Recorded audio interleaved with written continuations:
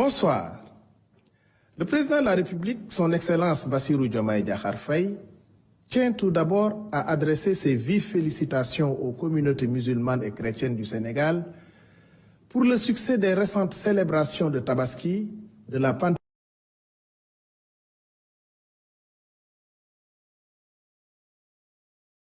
de ferveur spirituelle témoigne de la force de notre dialogue interreligieux, modèle de coexistence pacifique.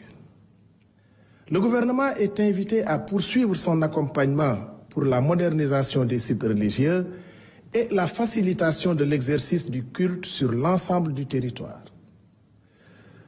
Le chef de l'État a indiqué sa décision d'instituer annuellement une rencontre nationale avec les guides religieux et les chefs coutumiers. Le chef de l'État a réaffirmé l'engagement du gouvernement en faveur de la souveraineté alimentaire. Face aux pluies abondantes, il a demandé une accélération de la distribution des semences, engrais et matériel agricole, avec une implication renforcée des coopératives communautaires. Le programme national de reconstitution du capital semencier, piloté par l'ISRA, sera consolidé. Par ailleurs, les formations professionnelles agricoles seront développées et les lycées agricoles seront renforcés à l'image de l'École nationale supérieure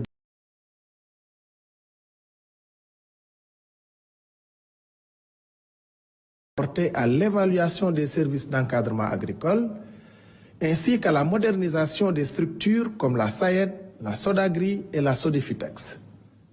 Le chef de l'État a également annoncé son déplacement à Saint-Louis les 12 et 13 juin pour une visite économique auprès des acteurs du secteur. Par ailleurs, il présidera ultérieurement le Conseil supérieur d'orientation agro-silvopastorale. Le gouvernement est invité à intensifier se tiendra à Dakar du 30 août au 5 septembre 2025 sous le thème « Jeunesse africaine, fer de lance de la transformation des systèmes alimentaires ». Avec son potentiel maritime exceptionnel, a finalisé sa nouvelle politique maritime en associant tous les acteurs concernés.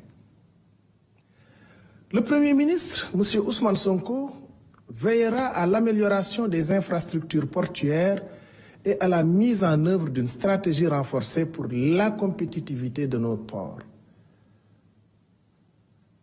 La création du Centre national de coordination de la lutte contre la pollution marine sera accélérée sous l'égide de la haute autorité chargée de la coordination de la sécurité maritime et de l'environnement marin.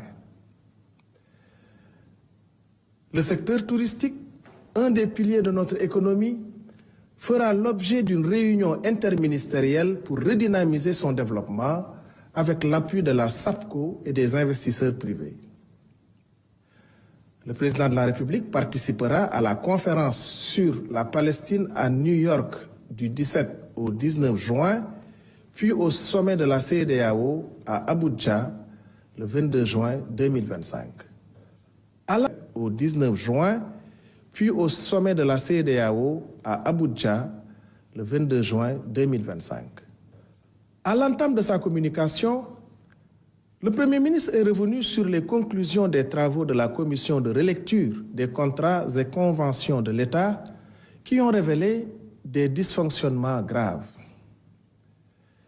Cette situation révèle des lacunes inacceptables dans la gestion de la commande publique, pourtant essentielle au fonctionnement des services publics et à la réalisation des projets nationaux.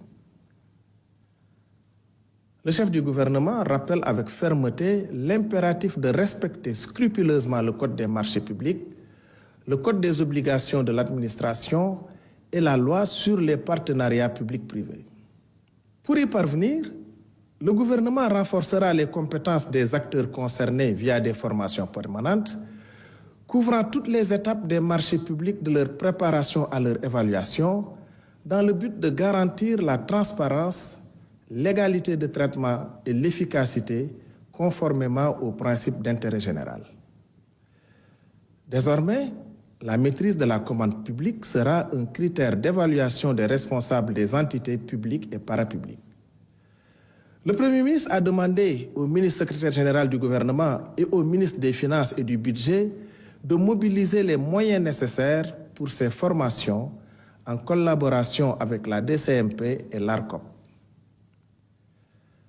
Par ailleurs, le gouvernement agit pour améliorer la prise en charge des urgences hospitalières, pilier de notre politique de santé. Malgré les progrès réalisés, des défis persistent. Manque de ressources, coordination à renforcer, accès aux soins à optimiser. Le plan stratégique 2022-2026 sera rigoureusement mis en œuvre avec un accent sur la territorialisation des urgences, le renforcement du SAMU national et la collaboration avec les sapeurs-pompiers. Je vous remercie pour votre aimable attention et vous souhaite une excellente soirée. Et pour les mesures individuelles, à la lecture ce soir, Adama Anouchkaba. Adama, bonsoir. Bonsoir Mariama, bonsoir à tous. Alors le président de la République a pris les décisions suivantes. Au titre de la primature, Monsieur Maïsen, titulaire d'un diplôme d'État en médecine, est nommé secrétaire exécutif du Conseil national de développement de la nutrition en remplacement de Dr Aminata Diop Ndoye. Au titre du ministère des Infrastructures et des Transports terrestres et aériens, Monsieur Laurent Sina, consultant en système de management de qualité, est nommé directeur du laboratoire national de référence dans le domaine du bâtiment et des travaux publics en remplacement de Monsieur Chérif Baldé.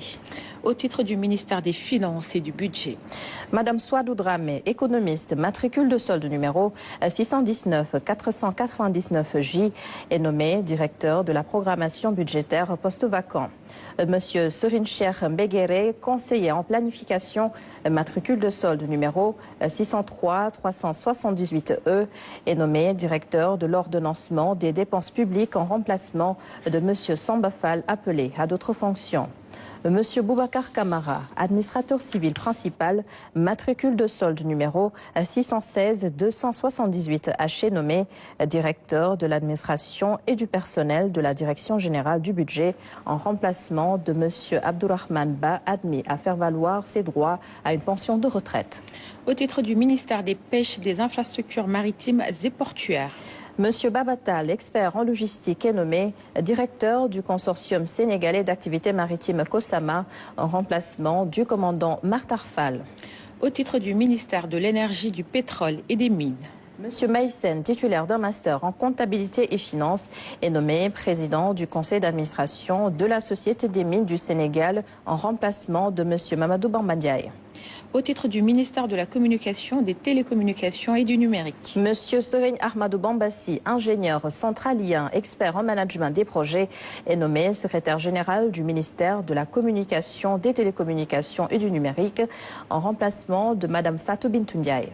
Au titre du ministère de l'Industrie et du Commerce, Monsieur Abbas Bouboundiaye, titulaire d'une licence en gestion des projets, est nommé président du conseil de surveillance de l'Agence sénégalaise pour la propriété industrielle et l'innovation technologique en remplacement de Monsieur Larbous Diaraté.